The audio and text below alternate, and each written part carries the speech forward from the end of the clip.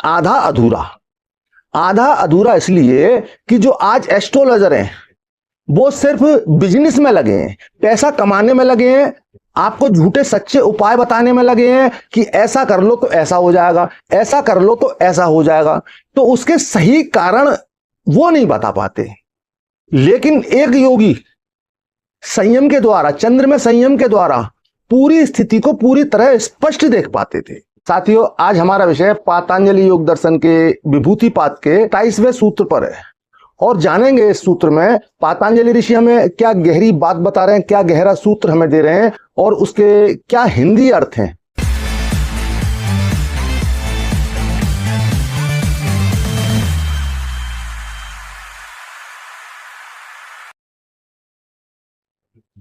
साथियों, मैं योगी हमदर्दगिरी आप सभी के अपने चैनल योगी हमदर्दगिरी में स्वागत करता हूं। आप सभी को बहुत बहुत प्रेम। साथियों, आज हमारा विषय पातंजलि योग दर्शन के विभूतिपाद के 28वें सूत्र पर है और जानेंगे इस सूत्र में पातंजलि ऋषि हमें क्या गहरी बात बता रहे हैं, क्या गहरा सूत्र हमें दे रहे हैं और उसके क्या हिंदी अर्थ हैं और फिर जानेंगे उसकी पूरी व्याख्या। तो पहले समझते हैं सूत्र को। चंद्रे तारा विहु ज्ञानम। चंद्र यानी जो मून है, जो हमारा चंद्रमा है, यानी चंद्रमा में संयम करने से, धारणा ध्यान और समाधि के द्वारा संयम करने से हमें किस ज्ञान की प्राप्ति होती है। तो अगला शब्द है तारा विहु ज्ञानम, यानी जो तारों का विहु है, तो नक्षत्र मंडल है, यानी कॉन्स्टेलेशंस, जो भी हमारा तारामंडल है, तो इसी का ज्ञान हमें प्राप्त होता है। किसमें संयम करने से? चंद्र में। और वो चंद्र कौन सा है? ये भौतिक चंद्र की बात नहीं हो रही है, यहां आंतरिक चंद्र की बात हो रही है। ऐसे पिछले सूत्र में पातंजलि ऋषि ने सूर्य में संयम की बात कही, तो वो भी एक आंतरिक सूर्य की स्थिति बताई थी। यहां भी आंतरिक चंद्र की स्थिति बता रहे हैं और यहां पर स्पष्ट समझ लें, गहराई से समझ लें कि जो हमारा आंतरिक चंद्र है वो कौन सा है। हमारी चंद्र नाड़ी और सूर्य नाड़ी है, ये बाहरी नोस्टल से वायु का प्रवाह लेना और छोड़ना, श्वास और प्रश्वास, तो ये हमें स्पष्ट दिखाई देते हैं। लेकिन जब सुषुम्ना में चंद्र नाड़ी और सूर्य नाड़ी मिलकर चलती हैं, तब उस अवस्था में एक योगी जब चंद्र पर संयम करता है तो उसे तारा व्यू का ज्ञान होता है, कॉन्स्टेलेशंस नक्षत्र मंडल का ज्ञान होता है। कौन सा तारा कहां पर किस तरह से स्थित है और उसकी सारी प्रक्रिया क्या है, उसकी गति क्या है, उसकी सही सटीक टाइमिंग क्या है, ये सारा ज्ञान हमें इस सूत्र से मिलता है और हम जानते हैं एस्ट्रोलॉजी के विषय में। साथियों, हमारी पृथ्वी यानी ये अर्थ प्रत्येक 2-2 घंटे के अंतर से तारामंडल में जितनी भी 12 राशियां हैं उन सभी को 2-2 घंटे में देखती है। हाँ, ये समझ लें 2-2 घंटे देखा करती है। प्रत्येक राशि में एक एक वर्ष स्थित रहती है, यानी कि सभी 12 राशियों का जो चक्र है, यह पूरा चक्र एक वर्ष में यानी 1 ईयर में कंप्लीट होता है। लेकिन यहां पर यह समझ लें, चंद्रमा अपने चंद्रमास में सिर्फ एक बार पूरी पृथ्वी के चारों ओर घूमता है, पूरा एक राउंड लेता है, यानी कि प्रत्येक राशि में 12 महीने में घूम लेता है। इसी कारण एक योगी को चंद्र में संयम करने से इस पूरी स्थिति का ज्ञान होता है और इसी कारण से एक योगी को ज्योतिष का, एस्ट्रोलॉजी का पूरा ज्ञान प्राप्त होता है। अब यहां पर यह समझ लें, हमारा जो शास्त्रों का, जो हमारे शास्त्रों की एस्ट्रोलॉजी है, शास्त्रों का ज्योतिष है, आज जो एस्ट्रोलॉजर हैं दोनों में बहुत बड़ी भिन्नता है। आज के एस्ट्रोलॉजर्स की कोई प्रिडिक्शन पूरी तरह सटीक नहीं होती, क्योंकि वो मात्र शास्त्रों की भाषा बोल रहे हैं, जो कि पूरी तरह से अध्ययन भी नहीं किए। पहले जो एस्ट्रोलॉजर ज्योतिषी हुआ करते थे वो सभी योगी हुआ करते थे, वो शास्त्र निकाल कर नहीं बैठते थे, वो चंद्र में संयम करते थे और सभी राशियों का पूरी तरह से सटीक ज्ञान प्राप्त करते थे, और यही कारण है एक करेक्ट प्रेडिक्शन वो कर पाते थे। तो अब समझते हैं कि किस तरह से हमारी पृथ्वी से कौन सा तारा कितनी दूर है, क्या स्थिति है, वो सभी एक योगी को होता है। जैसे कि तुलसीदास कहते हैं, हनुमान चालीसा में इस तुलसीदास जी ने स्पष्ट कहा है, युग सहस्त्र जो जन पर भानु, लीलियो ताही मधुर फल जानू। अधिकांश लोग इन पंक्तियों के अर्थ को नहीं समझते, कैलकुलेशन को नहीं समझते। जब यहां पर एक जो लाइन आ रही है, युग सहस्त्र जो जन पर भानु, तो भानु यानी सूर्य, तो कितने योजन की दूरी पे है सूर्य और कितने युगों की दूरी पर है, तो ये एक संख्या बनती है। और वो करेक्ट संख्या जितनी बनती है, आज उसे नासा भी स्वीकार करता है। यानी हमारे ऋषियों ने हजारों वर्ष पूर्व पूरे नक्षत्र विज्ञान को, तारामंडल को पूरी तरह से जान लिया था। और वो किस तरह से जान लिया था? संयम के द्वारा, समाधि के द्वारा, धारणा ध्यान समाधि तीनों के द्वारा, चंद्र नाड़ी में संयम करके। तो साथियों, आज आप ठीक से जाने होंगे, ठीक से समझे होंगे, जब एक योगी चंद्र नाड़ी में संयम करता है तो किस तरह से एस्ट्रोलॉजी का पूरा ज्ञान हमें मिलता है। उन्हीं महान ऋषियों के कारण आज हम उससे लाभ ले पा रहे हैं। लेकिन आधा अधूरा इसलिए कि जो आज एस्ट्रोलॉजर हैं वो सिर्फ बिजनेस में लगे हैं, पैसा कमाने में लगे हैं, आपको झूठे सच्चे उपाय बताने में लगे हैं कि ऐसा कर लो तो ऐसा हो जाएगा, ऐसा कर लो तो ऐसा हो जाएगा। तो उसके सही कारण वो नहीं बता पाते। लेकिन एक योगी संयम के द्वारा, चंद्र में संयम के द्वारा पूरी स्थिति को पूरी तरह स्पष्ट देख पाते थे। तो साथियों, यहां मैं ये भी कहना चाहूंगा, आजकल जो एस्ट्रोलॉजर रोज रोज नई नई डराने वाली प्रेडिक्शन कर रहे हैं, तो उन प्रेडिक्शन के चक्कर में आप ना पड़ें। ये एस्ट्रोलॉजर जाने कितनी बार पृथ्वी को तबाह कर चुके हैं, कितनी बार अकाल और भूकंप ला चुके हैं, और कितनी बार सृष्टि का विनाश कर चुके हैं। अगर आप ध्यान देंगे तो माया कैलेंडर के जो हिसाब से कैलकुलेशन किया इन्होंने, पूरी तरह गलत। दुनिया खत्म नहीं हुई, और समय समय पर हर साल कोई ना कोई प्रेडिक्शन इन लोगों की इस तरह आती है। अभी 2025 में भी बहुत सारे एस्ट्रोलॉजर्स की प्रेडिक्शन है कि 2025 में पृथ्वी खत्म हो जाएगी।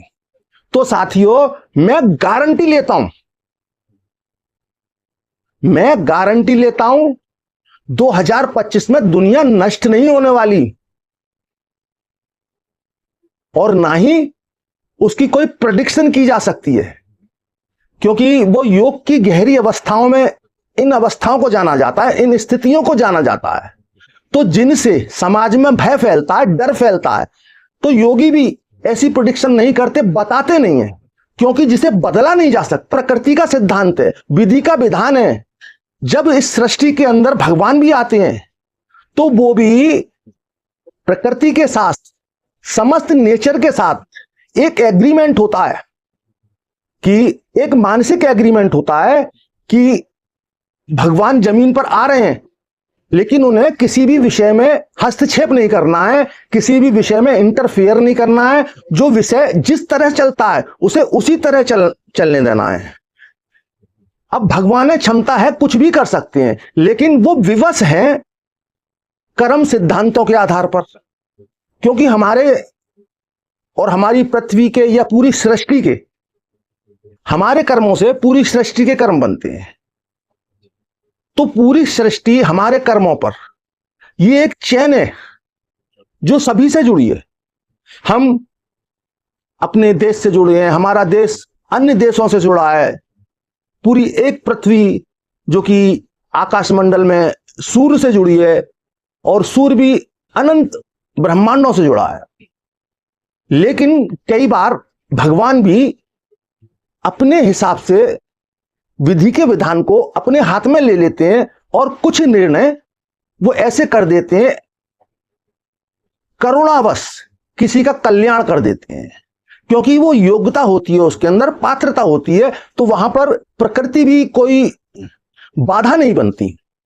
तो यहां ये समझना चाहिए हमें अपने कर्मों को किस तरह से लेके चलना चाहिए, हमें अपने कर्म किस तरह करना चाहिए कि परमपिता परमात्मा भी स्वयं हमारे विधि के विधान को बदलना चाहें तो वो बदल सकें, उन्हें कुछ तो जगह मिले, कुछ तो पात्रता हमारे अंदर हो। लेकिन जब हमारे अंदर पात्रता ही नहीं होगी तो भगवान भी कुछ नहीं कर सकते, क्योंकि भगवान ने भी जब जब अवतार लिए हैं उन्होंने भी बहुत सारे कष्ट भोगे हैं। कृष्ण जेल में पैदा हुए, राम 14 वर्ष वनवास गए, माता सीता शादी के बाद कितनी यातनाओं में गुजरी, एक दुष्ट रावण उन्हें उठाकर ले गया।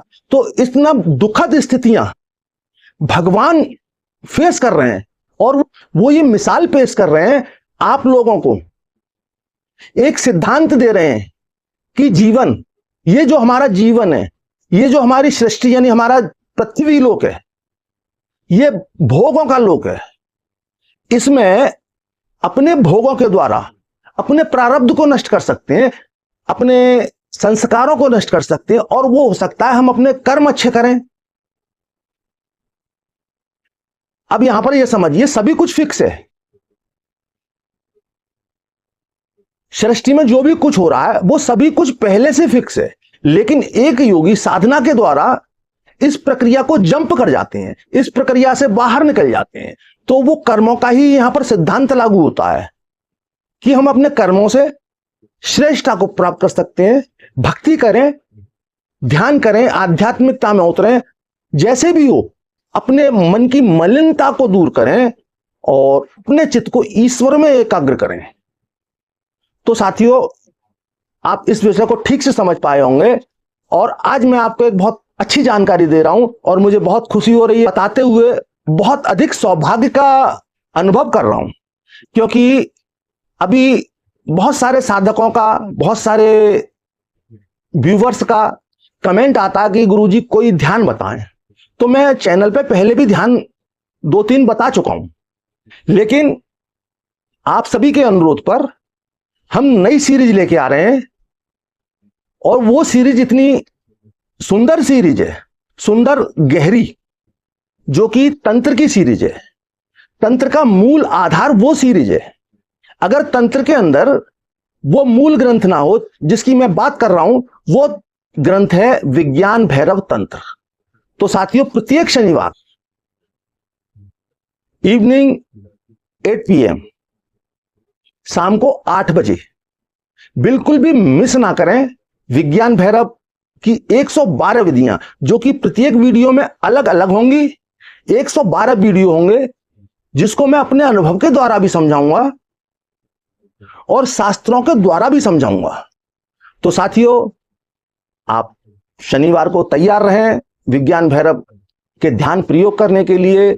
आपको 112 ऐसे ध्यान मेडिटेशन मिलेंगे जिसके द्वारा आप गहरी समाधियों में बड़ी आसानी से जा सकते हैं। उन 112 विधियों में ढूंढना आपको यह होगा कि आपके ताले की चाबी कौन सी है, आपके ध्यान के लिए कौन सी तकनीक, कौन सी टेक्निक मेडिटेशन के लिए उपयुक्त है, करेक्ट है। तो मैं आपको एक एक विधि बताऊंगा प्रत्येक शनिवार। पर सैटरडे आप उस विधि पर अभ्यास करेंगे। एक विधि से कुछ नहीं होता, दूसरी से कुछ नहीं होता, तीसरी से कुछ नहीं होता, प्रयोग करते रहेंगे। जिस विधि पर, जिस टेक्निक पर आपको लगे आपकी चाबी घूम रही है, आपकी चाबी सही ताले में लग रही है, आपको सही तकनीक, सही टेक्निक मिल गई है, तो वहीं ठहर जाना और उसी ध्यान की, मेडिटेशन की टेक्निक को अपना जीवन बना लेना। तो इस संसार के भोग कर्मों से, जो कि बार बार आप, जब से सृष्टि का निर्माण हुआ है तब से आप निरंतर जन्म ले रहे हैं और भोग योनि में कष्टों के सिवा कुछ नहीं है। कष्ट ही कष्ट होते हैं। जो हमें आज आनंद प्रतीत होते हैं, आज हमें आनंद का विषय लगते हैं, वही कल हमारे दुख का कारण होते हैं।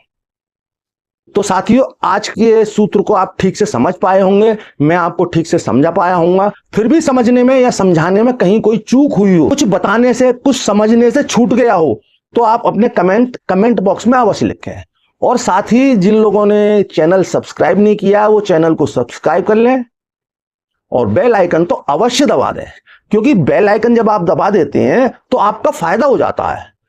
हमारी नोटिफिकेशन आपको सबसे पहले प्राप्त होती है, जिससे कि आध्यात्मिक गहरी गहरी जानकारी आपको शीघ्र प्राप्त हो।